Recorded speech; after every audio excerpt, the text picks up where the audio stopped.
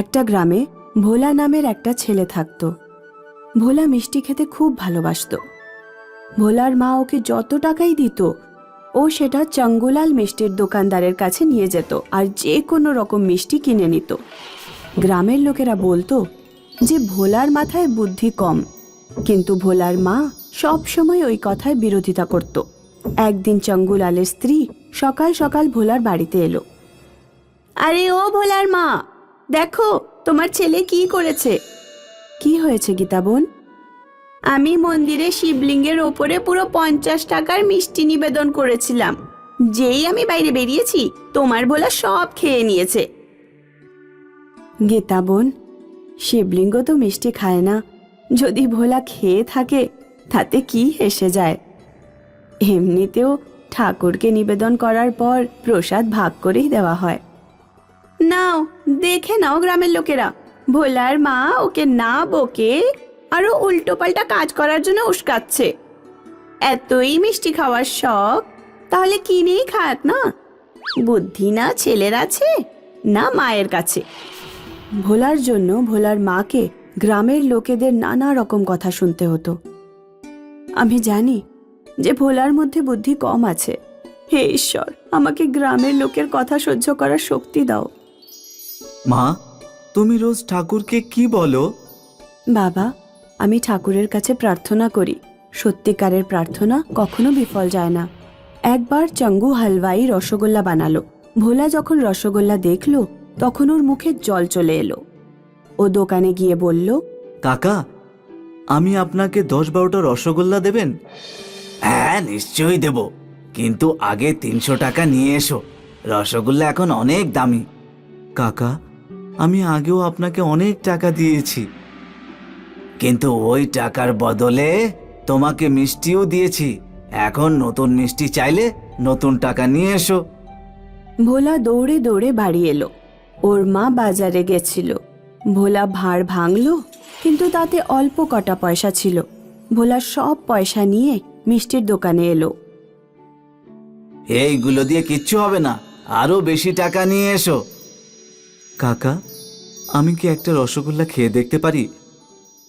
একদম না, আর এমনিতেও শেঠজির ওখান থেকে 5 কেজি রসগোল্লার অর্ডারও এসেছে। এখন এই রসগোল্লা তুমি 300 টাকাতেও পাবে না। কাকা, ঠাকুর আপনাকে অনেক টাকা দেবেন, আমাকে শুধু একটা রসগোল্লা খেতে দিন। গ্রামবাসী ঠিকই বলে, তোমার একদম বুদ্ধি নেই। ভগবানের কাছে গিয়ে রসগোল্লা চেয়ে নাও, আর ভগবানের জন্য আমার কাছ থেকে চলে যাও। মা বলেছিল যে সত্যিকারের প্রার্থনা বিফল হয় না। ভোলা রসগোল্লার জন্য প্রার্থনা করতে মন্দিরের দিকে যাচ্ছিল। রাস্তায় ও একটা আহত বিড়াল দেখল। ভোলা মন্দির আর রসগোল্লার কথা ভুলে গেল। ও বিড়ালের ক্ষত ধুয়ে দিল আর তাতে পট্টি বেঁধে দিল। তখনই একটা মহিলা ওখানে এলো। থ্যাংক ইউ বাবা, এটা আমার বিড়াল। ঘর থেকে বেরিয়ে এসেছিল, তখনই হয়তো কেউ ওকে পায়ে চাপা দিয়েছিল। তুমি কে আর কোথায় যাচ্ছ? আমার নাম হলো ভোলা। আমি মন্দিরে রসগোল্লার জন্য প্রার্থনা করতে যাচ্ছি। আমার মা বলেন যে মন থেকে প্রার্থনা করলে সব ইচ্ছা পূরণ হয়। তোমার মা ঠিকই বলে। মহিলাটি ভোলার হাত দুটো নিজের চোখে লাগায় আর নিজের বিড়াল নিয়ে চলে যায়। ভোলা ওই দিন যখন বাড়ি ফিরল তখনও দেখল যে ওর উঠোনে রসগোল্লার বৃষ্টি হচ্ছে। ভোলা, তাড়াতাড়ি আয়, দেখ আমাদের উঠোনে রসগোল্লা ভরে আছে। আমি ঘরের সব বাসনে রসগোল্লা ভরে রেখেছি। এখন তুই যত খুশি মিষ্টি খেতে পারবি। ভোলা আর ওর মা অনেকগুলো রসগোল্লা খেয়ে নিল। মা, আমরা এতগুলো রসগোল্লা খেতে পারবো না, আর বৃষ্টি একটানা হচ্ছে, আমাদের এগুলো বিক্রি করা উচিত। ঠিক বলেছিস। ভোলা আর ওর মা উঠোনেই রসগোল্লার দোকান খুলল।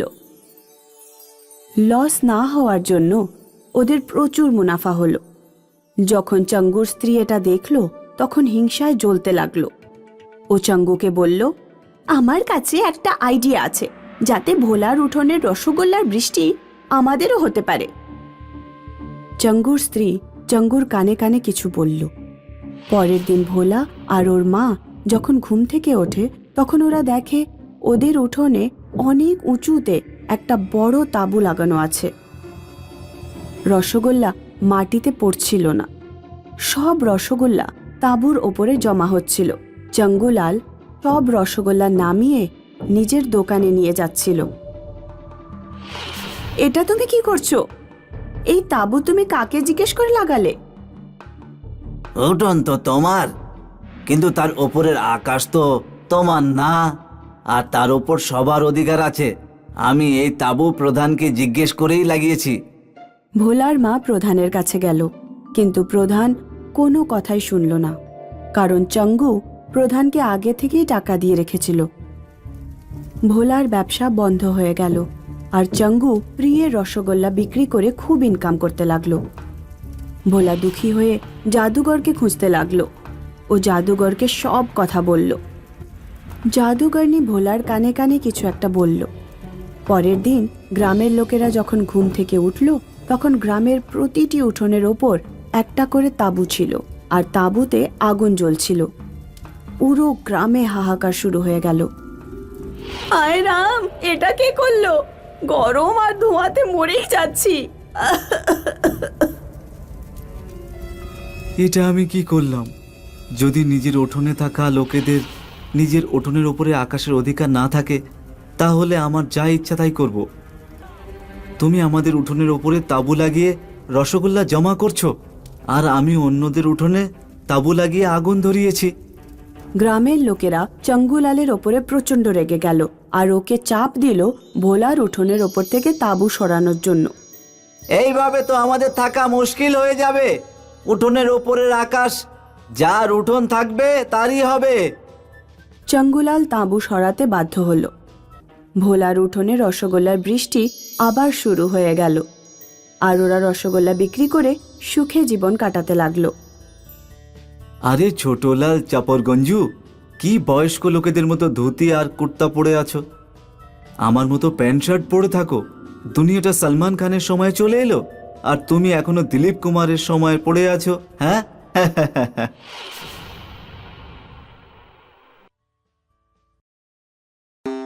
মিলাদপুর নামের একটা সুন্দর গ্রাম ছিল। গ্রামে সাহিল নামের একটা গরিব লোক নিজের স্ত্রীর সাথে থাকত। সাহিল একদিন নিজের কাজ সেরে ফিরছিল। সেই সময় ওর চোখ বিজ্জু পাপড়ের দোকানের দিকে গেল। বিজ্জুর পাপড় পুরো গ্রামে জনপ্রিয় ছিল। গির্জা প্রতিদিন ডাল ভাত খেয়ে খেয়ে মনে হয় বোর হয়ে গেছে। আজ ওর জন্য বরং পাঁপড় নিয়ে যায়, ও খুব খুশি হবে। সাহিল দোকানে গেল আর দোকানদারের কাছ থেকে পাঁপড় চাইলো। 100 টাকা আছে তোমার কাছে? 100 টাকা তো নেই ভাই, 30 টাকা আছে। 30 টাকায় একটাও পাঁপড়ও আমি দিতে পারবো না। বিজ্জু ভাই, পাঁপড় এত দামিও তো নয় যে 30 টাকায় একটা পাঁপড় পাওয়া যাবে না। আমার দোকানে সব প্রাইম পাঁপড় পাওয়া যায়। তোমার সস্তা পাঁপড় যদি দরকার হয় তাহলে অন্য কোনো দোকানে চলে যাও। এখন যাও এখান থেকে, আমার সময় নষ্ট করো না। গ্রামে পাঁপড়ের কোনো দোকান ছিল না। সাহিল সেদিন ভীষণ হতাশ হয়ে বাড়ি ফিরল। ওর বউ ওর মন খারাপ ধরে ফেলল। কি হলো? আজকে আবার মালিকের সাথে ঝগড়া হয়েছে? না, এটা ব্যাপার না। সাহিল নিজের বউকে পাঁপড়ের সম্বন্ধে সব কথা জানালো। আমাকে খুশি করার জন্য পাঁপড় কিনতে চাইছিলে, আর কিনতে পারোনি বলে হতাশ হয়ে গেলে। বলে যা হয় ভালোর জন্যই হয়। এতে ভালোই বা কি হলো বলো তো? তুমি বললে যে গ্রামে ভালো পাঁপড় আর কোথাও পাওয়া যায় না। আমি বিজ্জুর থেকে ভালো পাঁপড় বানাতে পারি। আমরা নিজেদের পাঁপড়ের একটা দোকান খুলতে পারি। তুমি নিজের চাকরি ছেড়ে দিও, এমনিতেও তোমার মালিক খুবই কম টাকা দেয়। কিন্তু দোকান খোলার জন্যে শুরুতে তো বেশ কিছু টাকারও দরকার হবে। আমি নিজের গয়না বেচে দেব। সাহিল চাকরি ছেড়ে নিজের বউয়ের সাথে পাঁপড়ের দোকান খুলল। সে নিজের দোকানে সুস্বাদু আর সস্তা পাঁপড় বেচতে শুরু করলো। গ্রামের গরিব লোকেরাও সাহিলের দোকানে পাঁপড় খেয়ে খুব মজা পেত। আস্তে আস্তে বিদ্যুৎ দোকানে গ্রাহকের সংখ্যা কমতে থাকলো, আর সাহিলের দোকানে ভিড় বাড়তে থাকলো। সাহিল গ্রামে আসা সাধু মহাত্মাদের ফ্রিতে পাঁপড় খাওয়াতো।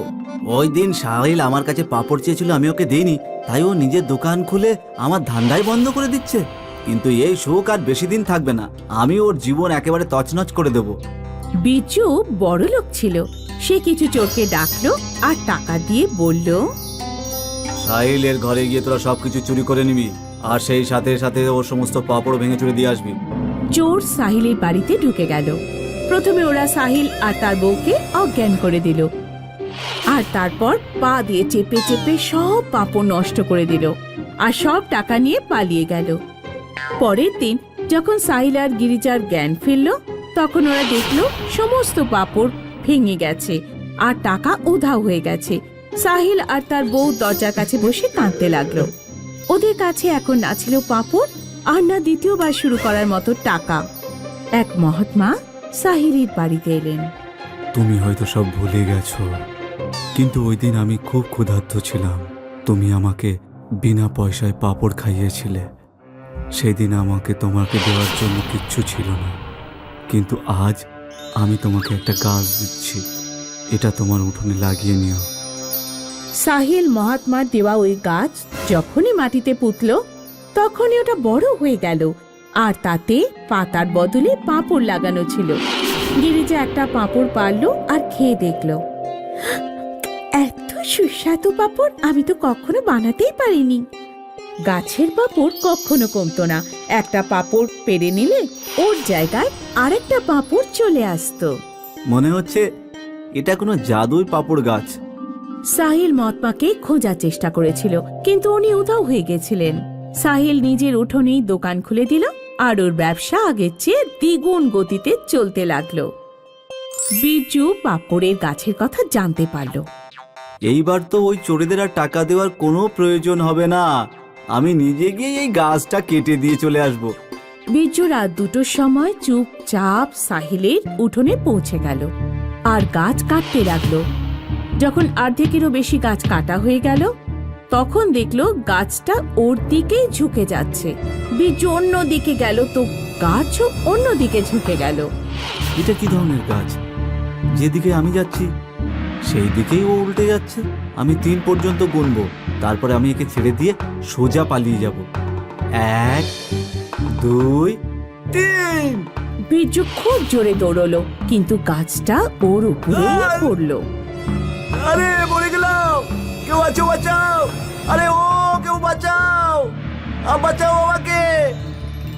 বিজুর গলা শুনে সাহিল ও স্ত্রী আর গ্রামবাসীরা জড়ো হয়ে গেল।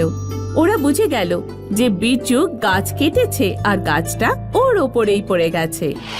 আমাকে ক্ষমা করে দাও, আমি তোমাদের গাছ কাটতে এসেছিলাম, আমি তোমাদের ঘরে চুরি করিয়েছিলাম, আমাকে ক্ষমা করে দাও।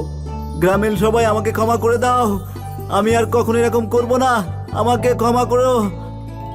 আমরা একটা শর্তে তোমার পেড়ের নিচে থেকে আনতে পারি, তুমি এই গ্রাম ছেড়ে অন্য কোথাও চলে যাবে। গ্রামবাসীরা যেই বিজুকে গাছের তলা থেকে বার করলো, গাছটা নিজে থেকেই আবার আগের মতো হয়ে গেল। বিজু গ্রাম ছেড়ে চলে গেল, আর সাহিল আনন্দে নিজের স্ত্রীর সাথে দিন কাটাতে লাগলো।